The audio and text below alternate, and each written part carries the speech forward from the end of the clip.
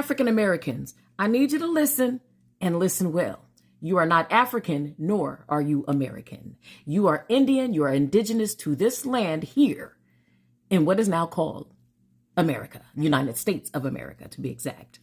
Now, understand that it was our Indian ancestors who allowed the Europeans to come over here. They needed assistance to get away from England, to break away from the rule of King George III. They were being dominated, controlled, and ruined over there and oppressed. So the Iroquois nation actually allowed them to come over here and taught them their system of government.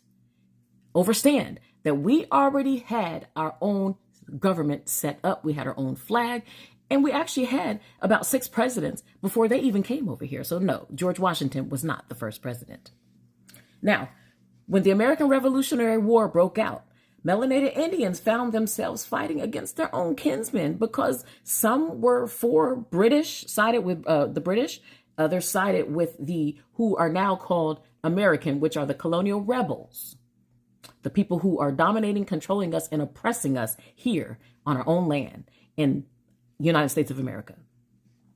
After many of the melanated Indian nations, understand there were many different types of Indian nations over here. There was Iroquois, there was Choctaw, Cherokee, so many different ones. And many of those melanated Indian groups helped the colonial government, who is now ruling right now in America, to sponsor military support for their new colonial government.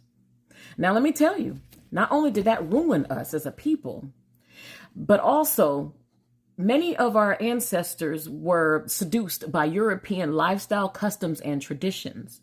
And not only that, they were also attracted to the worship of the Europeans' God, Jesus. All of this helped assist to pave the way for European occupancy here in our land, which is called America, because it has not only gained control of our land, they also gain control of our spirits and also of our minds, as you can see here.